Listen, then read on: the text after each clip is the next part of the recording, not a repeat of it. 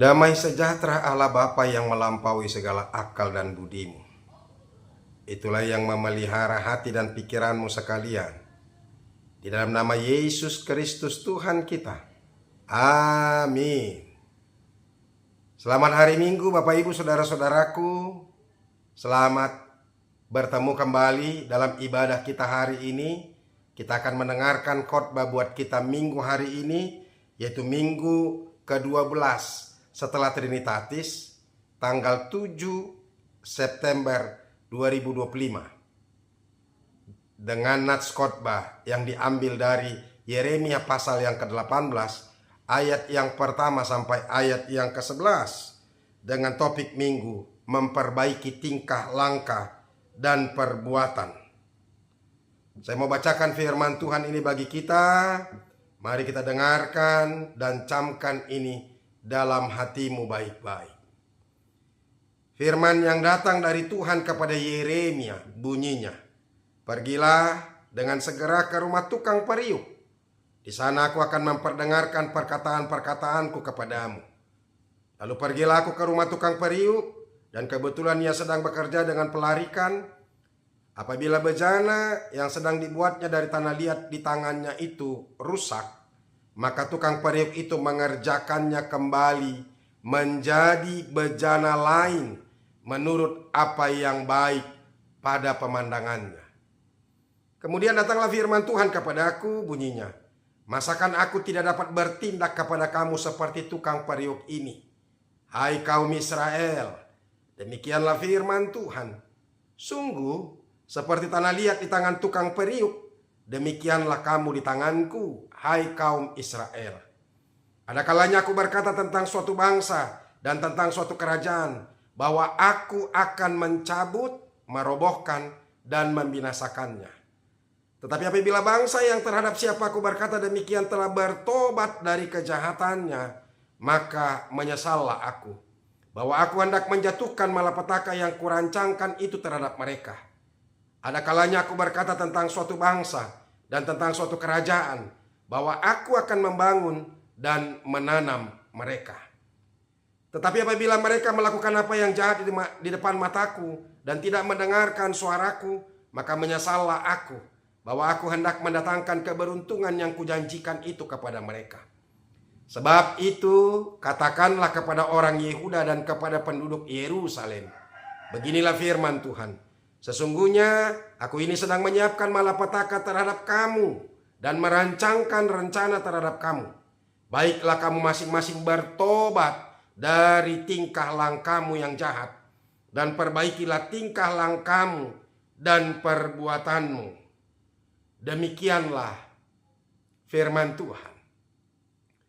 Bapak Ibu Saudara-saudaraku yang dikasihi Yesus Kristus dan diberkati Tuhan, pernahkah kita merasa bahwa hidup kita sama seperti porselen yang mahal, yang jatuh dan pecah berkeping-keping? Kita melihat puing-puing kegagalan di dalamnya. Dan mungkin juga kita melihat keputusan yang salah. Dan juga pekerjaan-pekerjaan dosa yang mengotori setiap bagian dari diri kita. Kemudian kita merasa bahwa kita sudah tidak layak lagi sebagai anak Tuhan. Merasa tidak berguna, bahkan sudah takut datang dan menghadap kepada Tuhan karena kita sudah merasa hancur. Kita bertanya-tanya mungkin saudara-saudara, apakah Tuhan masih bisa mengasihi dan memakai kita dalam kondisi yang berantakan ini? Saya yakin itu bisa muncul dalam hati dan pikiran kita saudara-saudara, ketika kita merasa bahwa hidup kita sudah hancur, bahwa hidup kita sudah jatuh terpuruk ke dalam dosa.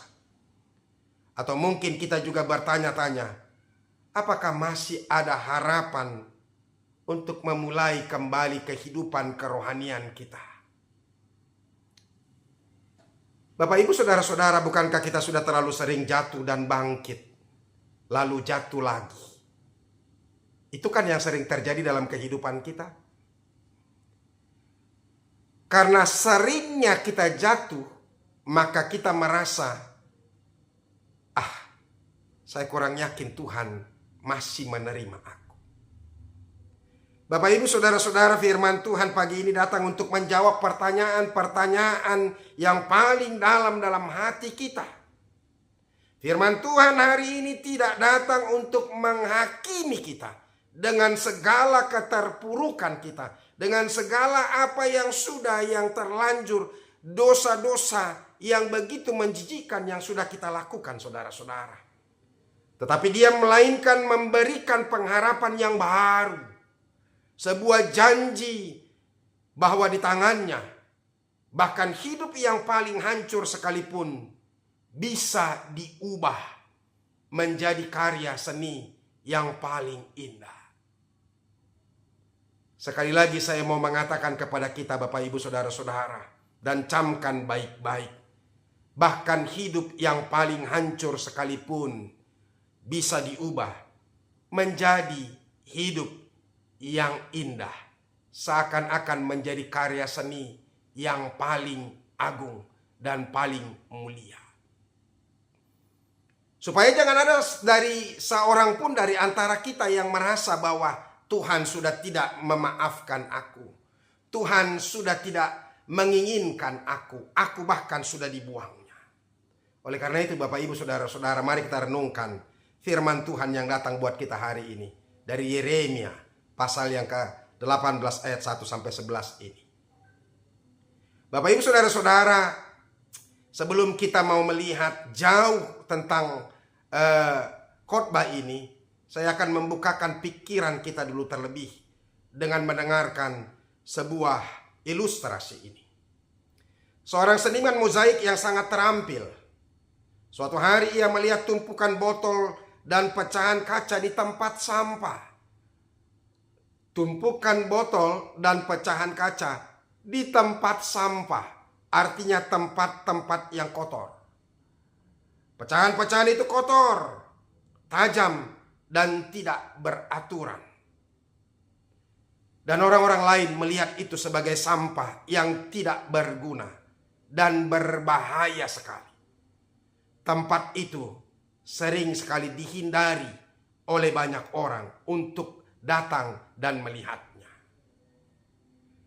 Namun Bapak Ibu Saudara-saudara, seniman ini tidak memandangnya demikian. Ia melihat potensi dari kaca-kaca yang pecah itu, dari kaca-kaca yang kotor yang sudah terbuang itu. Bahkan ia mengumpulkan pecahan-pecahan itu. Dia tidak peduli seberapa kotornya atau tajamnya kaca itu. Bahkan dengan sabar, ia membersihkan setiap kepingan demi kepingan. Ia tidak membuang yang retak atau yang pecah, melainkan memilahnya satu persatu. Lalu ia mulai menyusun kepingan-kepingan itu di atas sebuah papan. Ia tidak menggunakan semua kepingan, hanya memilih yang terbaik. Dengan lem khusus, ia menempelkan satu persatu kepingan-kepingan kaca tadi. Bapak Ibu Saudara-saudara, awalnya pecahan-pecahan itu tampak acak. Tetapi perlahan-lahan sebuah gambar mulai terbentuk setelah kepingan demi kepingan itu ditempelkan dan disatukan satu dengan yang lain. Ada kepingan berwarna biru laut, merah senja, dan hijau daun. Dan saudara-saudara, ketika mozaik itu selesai, terpampanglah gambar pemandangan yang sangat-sangat indah sekali. Matahari terbit di atas lautan. Bapak Ibu Saudara-saudaraku, karya mozaik itu dipajang di galeri. Sebuah pertunjukan yang begitu indah, begitu megah. Dan banyak orang melihat dan terkagum-kagum dengan mozaik yang dirancang oleh seniman itu. Saudara-saudara, mereka tidak tahu bahwa setiap kepingan mozaik yang indah itu berasal dari pecahan sampah yang sudah dibuang orang. Orang-orang sudah tidak membutuhkan. Orang-orang sudah mencampakkannya dan membuangnya ke tempat sampah itu. Bapak Ibu saudara-saudara, apa yang mau kita lihat? Pecahan kaca yang kotor dan rusak adalah gambaran hidup kita yang penuh dosa dan kegagalan. Kita sering merasa tidak berharga. Kita sering merasa hancur. Kita sering merasa sudah terbuang. Tetapi ingat saudara-saudara, Bapa kita yang menjadi Tuhan adalah seniman mozaik. Ia melihat kita tidak seperti orang melihat kita. Ia melihat potensi dalam diri kita, terlepas seberapa hancurnya situasi kehidupan kita. Yang menariknya Bapak Ibu saudara-saudara, ia tidak membuang. Sebaliknya, ia mengambil kita dengan penuh kasih dan sayang daripada Tuhan. Proses membersihkan dan menyusun kembali adalah gambaran kasih karunia dan pemulihan Tuhan dalam kehidupan manusia.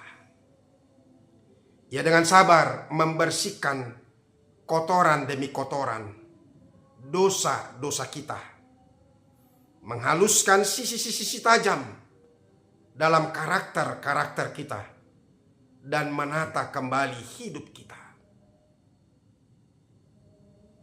Bapak Ibu, mozaik yang indah adalah gambaran hidup kita setelah Tuhan memulihkannya.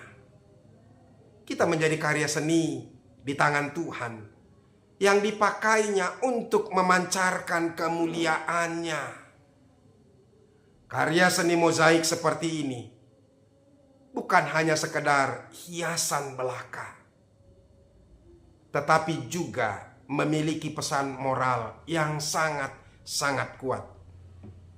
Ia menunjukkan saudara-saudara bahwa di tangan Tuhan atau di tangan orang yang tepat, bahkan hal yang paling rusak dan tidak berguna sama sekali bisa diberikan kehidupan yang baru dan diubah menjadi mahakarya yang luar biasa dan sangat berharga, mahal sekali harganya. Dan ini mau menunjukkan kepada kita juga, orang-orang yang sudah jatuh ke dalam dosa dan hancur hidupnya, tapi ditebus oleh Kristus dan direbutnya dari kuasa kegelapan itu. Diangkatnya kita setinggi-tingginya. Inilah yang mau diceritakan saudara-saudara melalui ilustrasi ini tentang bangsa Israel yang selalu tegar tengkuk, yang selalu melawan Tuhan, yang tidak pernah mendengarkan Tuhan. Mereka selalu acap kali jatuh ke dalam dosa mereka. Mereka membangkang, melakukan ketidakadilan kepada sesamanya. Bahkan mereka menyembah berhala. Bapak Ibu saudara-saudara, apa yang mau kita lihat dari firman Tuhan ini? Dan apa yang menjadi pokok-pokok renungan bagi kita melalui firman Tuhan bagi kita hari ini? Yang pertama, Tuhan adalah tukang periuk yang berdaulat dan berkuasa dalam kehidupan kita. Kita adalah tanah liat yang tidak berdaya, tapi Tuhan memiliki kuasa untuk membentuk kita, mengubah kita, dan bahkan memulai kembali hidup kita dari awal. Ini adalah sumber ketenangan bagi kita, karena kita tahu bahwa hidup kita berada di tangan yang tepat, yaitu berada di tangan Allah. Dia berdaulat untuk menciptakan kita menjadi baru. Dia berkuasa memulihkan kehidupan kita menjadi kehidupan yang luar biasa. Oleh karena itu, dalam situasi apapun saudara-saudara, datanglah kepada Tuhan. Ketika kita merasa tidak berharga dan merasa hancur, disitulah Tuhan membentuk kita. Dan disitulah Tuhan akan lebih gampang, sama seperti tukang periuk yang bisa kemudian apa yang sudah dia rencanakan ternyata gagal, tapi dia bisa membentuknya lagi dengan hal yang lebih bagus. Itu yang dikatakan di ayat 4 tadi. Apabila bejana yang sedang dibuatnya dari tanah liat itu di tangannya itu rusak, sama seperti hidup kita yang rusak itu karena dosa, maka tukang periuk itu mengerjakannya kembali menjadi bejana lain menurut apa yang baik pada pemandangannya. Bapak ibu saudara-saudara, hidup yang hancur sekalipun bisa dijadikan menjadi lebih baik dalam tangan Tuhan. Maka serahkan hidupmu, Tuhan akan memperbaiki hidupmu lebih baik dari apa yang semula. Itu yang pertama, yaitu Tuhan adalah tukang periuk yang berdaulat dan berkuasa dalam kehidupan kita. Yang kedua, saudara-saudara, kegagalan bukanlah akhir dari segala-galanya. Meskipun bejana itu rusak, tukang periuk itu tidak membuangnya. Ini juga menjadi satu penghiburan yang luar biasa bagi hidup kita. Ini yang akan meneguhkan kita, saudara-saudara. Ternyata Tuhan tetap cinta. Ternyata Tuhan tetap mengasihi kita sekalipun kita sudah jatuh dan menjijikkan di hadapan Tuhan. Dia tidak pernah membuang kita. Bahkan sebaliknya, saudara-saudara, Ia membentuknya kembali. Sama halnya dengan hidup kita. Ketika kita gagal, ketika kita jatuh, Tuhan tidak mau membuang begitu saja. Ia justru melihat potensi yang ada dalam diri kita dan ingin membentuk kita menjadi versi yang terbaik dari diri kita. Sama seperti yang diungkapkan di ayat 4 yang tadi.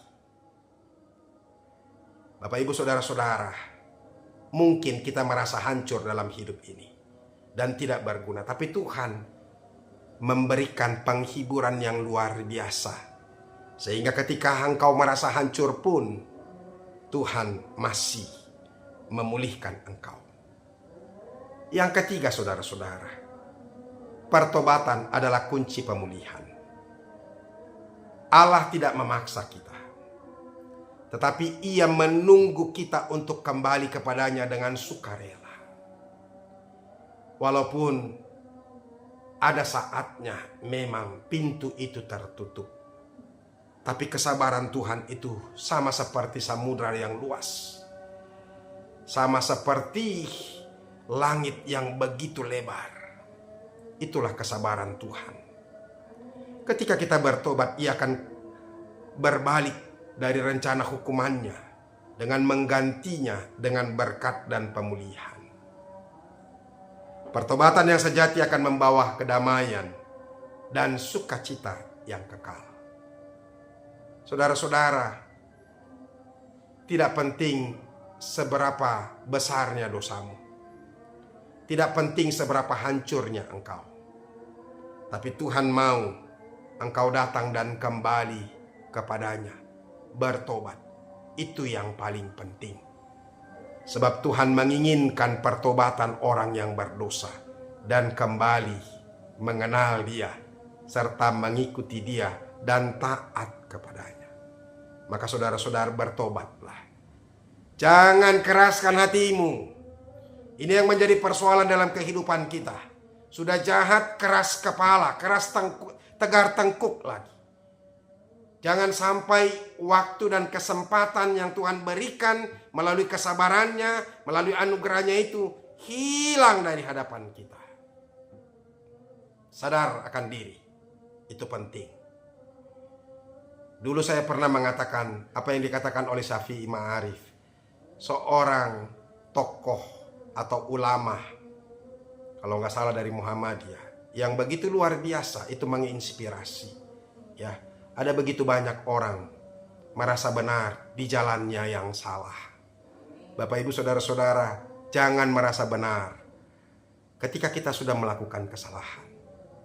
Hal yang paling berat dan sangat berdosa ketika kita tidak menyadari dosa yang sudah kita lakukan. Jangan terbiasa melakukan dosa sehingga kita menganggap dosa itu sudah menjadi biasa dalam kehidupan kita. Nah, oleh karena itu Bapak Ibu Saudara-saudara, apa yang perlu kita implementasikan dalam kehidupan ini dari firman Tuhan ini? Yang pertama, serahkanlah kekhawatiran dan beban kita sepenuhnya kepada Tuhan. Jangan mencoba untuk memperbaiki hidup sendiri. Datang saja kepada Tuhan dalam doa dan biarkan Ia yang memegang kendali.